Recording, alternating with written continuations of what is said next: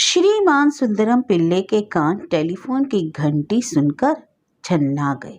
वे इस समय मुंबई सरकार की विद्युत योजना के ज्ञापन पत्र के तीसरे पन्ने का चौथे अनुच्छेद का अनुवाद कर रहे थे।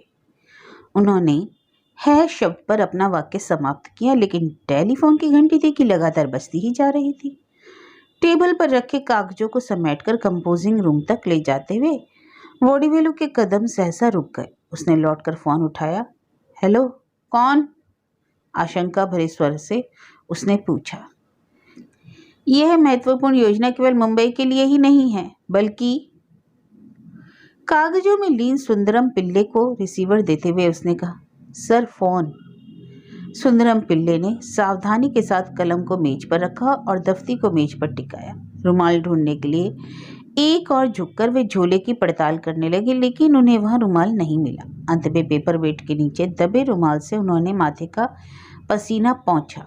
शर्ट की बाह ऊपर करते हुए पूछा, कौन? क्या कहा? कहानी? आप क्या बात करते हैं? आज ही शाम को तैयार समझिए।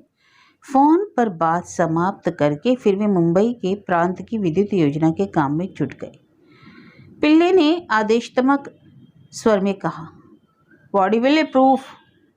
इसके बाद रंग उड़ी हुई मसलदानी को, जिसे उन्होंने प्यार से पानदान का नाम दे रखा था, उठाकर पान लगाने लगे। पान लगाना उनके लिए रिवाज ही नहीं, महायज्ञ भी है। उनके पानदान में प्रत्येक सामग्री के लिए स्थान निश्चित है, जिस प्रकार देवताओं की प्रतिष्ठा के लिए दिशा निश्चित की जाती है। लेकिन यह कल्पना भी सरासर गलत है कि सामग्री निर्धारित स्थान पर ही मिलेगी। दरअसल पिल्ले जी का विचार है, हर वक्त आदमी के पास समस्त सुविधाएं नहीं रहती, इसलिए उन्हें अपने को गलत समझे जाने का दुख नहीं होता था। चूना का स्थान सदा दक्षिण दिशा अर्थात यमराज की दिशा में होता था, जो सूखे ढेले की शक्ल में विराजमान रहता था। पिल्ले जी एक एक पान उठाकर उसके डंठल निकालते, उस पर चूना लगाते और फिर सुपारी या उसके नाम का चूड़ा डालकर पान को बीड़े की शक्ल देकर अपने मुंह में डाल लेते। उसके बाद तंबाकू की तलाश शुरू हो जाती। अक्सर वह तंबाकू उनके पास बैठे सहयोगी के पास होती और बिना किसी औपचारिकता के वह पुड़िया उठा लेते। कुर्सी पर बैठते हुए सारी तंबाकू मुंह के अंदर और कागज कूड़ेदान में होता। यही उनकी दिनचर्या है। उस दिन भी वे अपने सहयोगी की मेज पर जा पहुंचे। मित्र ने झुंझलाते हुए कहा, क्यों बंधु, आ गए? मेरे पास भी बस एक वक्त लायक है। तंबाकू मुंह में डालते हुए पिल्ले ने उसकी बातों पर ध्यान नहीं दिया। फिर बोले, अरे खत्म हो गई, मैं अभी मंगा देता हूँ। फिर मध्यम चाल से अपनी मेज तक आकर किताबों में लीन हो गए। सर जरा प्रूफ पढ़ दीजिए, पेज बनाना है, सम्मान देने के अंदाज में वोडीवेलु ने कहा। पिल्ले का ध्यान भंग हुआ तो वे गुर्राए, अरे प्रूफ कहाँ है, लाकर तो दो।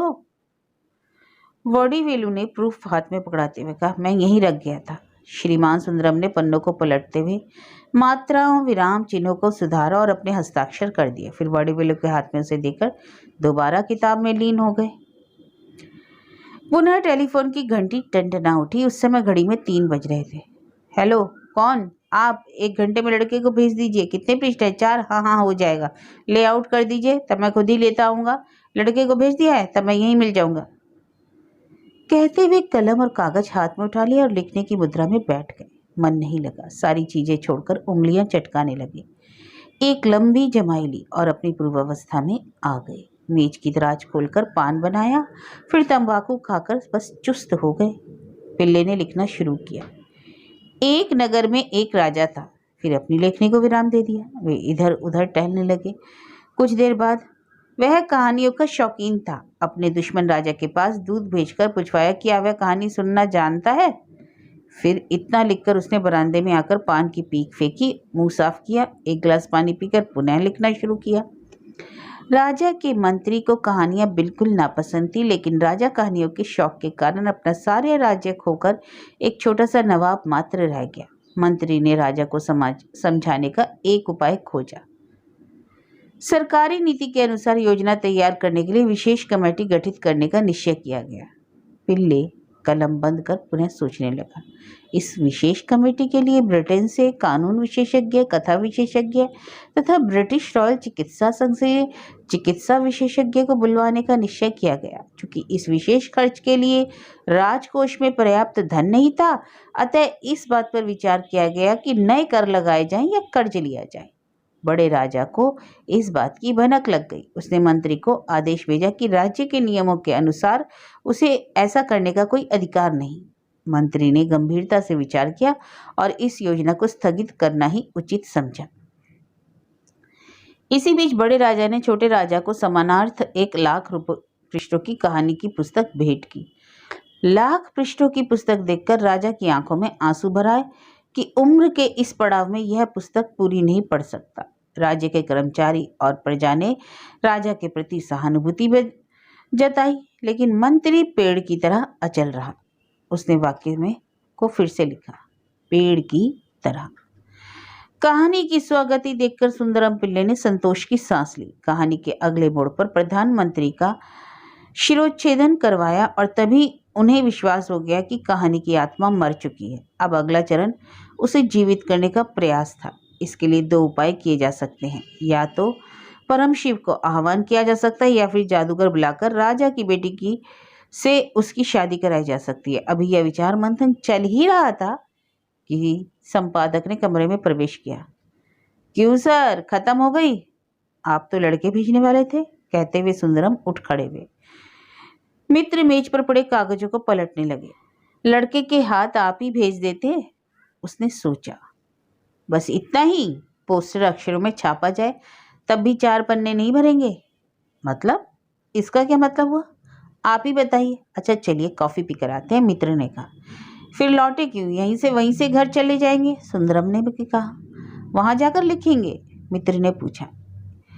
यह तो वहीं जाकर सोचते हैं। पिल्ले सब समेटकर दराज बंद करने लगे।